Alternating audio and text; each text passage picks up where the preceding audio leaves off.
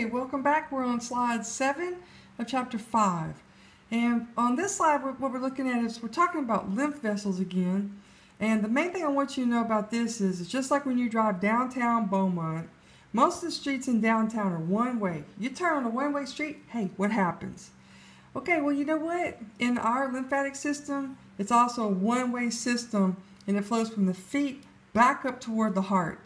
And your lymph vessels and your trunks and the ducts and the entire system is made to function one way. So hey, don't take a wrong turn, right?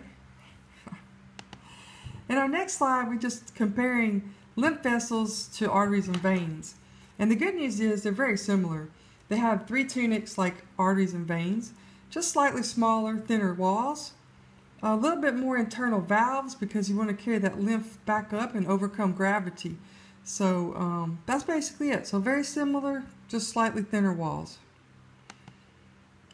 So when we look at the lymph capillaries, we really want to look at this picture closely now. These are remarkably thin. This is a blood lymph capillary. It's similar to blood capillaries. And we alluded to this earlier on a different slide. Here you have the lymph capillary in green, and you have some different pieces of connective tissue, and this kind of anchors it like a root down into the surrounding tissue. And here you have these mini valves. And when you move, because again, there's no heart on the lymphatic system, so the only way that lymph gets into these things and to circulate around the body is when you exercise, when you actually move. So when you move and the body moves, then the lymph oozes into these mini flaps and begins its journey back up toward the heart.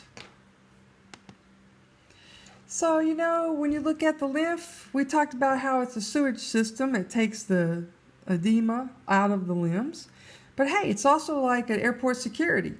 It's made to do at least 3 things. Clean up old cellular debris like wounds and old cells. Hunt down pathogens like bacteria and viruses that are trying to do us in. And kill cancer cells to stay, healthy, keep us healthy. So we can think of it like a cleansing and filtering of all the debris. And there's even some specialized ones in the gut, in the lacteals of the gut. And what this is all about is there's a fatty lymph on our gut called chyli. And what this does is it tries to basically keep any kind of foodborne bacteria, inside the gut where it belongs, inside the digestive system, and it doesn't allow it to go systemic, which means into our blood, hopefully. So we have a lot of things fighting for us. So in lymph, it lacks a heart to pump it, therefore it's low pressure. What I mean by that is, hey man, if you cut a major artery in the blood circulatory system, it's going to spurt a couple of feet. You cut a vessel of lymph, it's going to ooze and drip. It's not under a high velocity pump like the heart. There's no pump behind it. And basically lymph gets around the same way that blood vessels do, minus the heart. Pulsations of nearby arteries, like you feel your pulse in your wrist, or contractions of smooth muscles in the walls of the lymphatic vessels.